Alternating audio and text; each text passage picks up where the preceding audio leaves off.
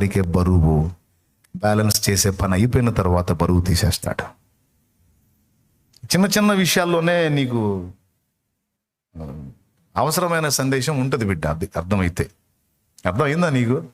సంతోషం. ఇప్పుడు నేను చెప్పేది ఏంటంటే, ఇక్కడ ఉన్నవాళ్ళు, లైవ్లో ఉన్నవాళ్ళు, లోకంలో నుంచి ఇశ్రాయేలును వేరుపరిచాడు, ఇశ్రాయేల్లోంచి తన సేవ కొరకు లేవీలను వేరుపరుచుకున్నట్టు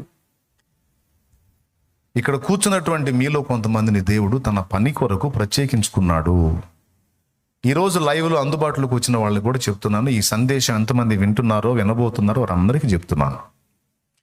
ఒకవేళ దేవుని ప్రణాళికలో నువ్వు ఉంటే, దేవుని చిత్తం చేయడానికి ఆయన ఏర్పాట్లు నువ్వు ఉంటే, జస్ట్ ఒక విశ్వాసిగా, ఒక రక్షణ పొందినటువంటి వ్యక్తిగా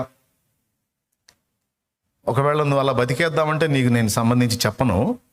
నిజంగా నువ్వు శిష్యుడి మెట్లోకి వచ్చి, శిష్యురాలి మెట్లోకి వచ్చి పరిపూర్ణతను పొందగోరి దేవుని కొరకు ఫలించేడి కొమ్మ వలె నువ్వు ఉండాలంటే నీతో నేను మాట్లాడతాను.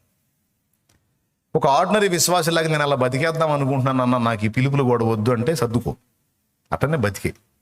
లేదు నేను క్రీస్తు కొరకు ఫలించాలి, నా హృదయంలో ఆశ ఉంది, దేవుని చిత్తం చేయాలని, దేవుని కోసం బతకాలని నా హృదయంలో భారం ఉంది అన్న వాళ్ళకి నేను చెప్తున్నాను, నీ హృదయంలో ఉన్న భారాన్ని బట్టి, నీలో ఉన్న ఆకలిని బట్టి, నశించిపోతున్న ఆత్మల కొరకు నీలో ఉన్నటువంటి తపనను బట్టి, నీ ఎడల దేవుడు ఒక ఏర్పాటు, ఒక చిత్తం ఒకవేళ కలిగి ఉంటే నిన్ను అనేక రీతులా దర్శిస్తుంటాడు, నీతో మాట్లాడుతుంటాడు, నీ హృదయంలో ఆత్మలు చూపించి వాళ్ళ విషయంలో నీకు భారం పెడతా ఉంటాడు.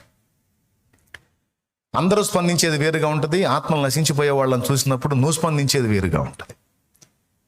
సహజంగా క్రైస్తవులు చాలా మంది లోకంలో తాగుబోతుల్ని, దొంగల్ని, వ్యభిచారుల్ని, రకరకాల పాపాల్లో బతుకుతున్న వాళ్ళని,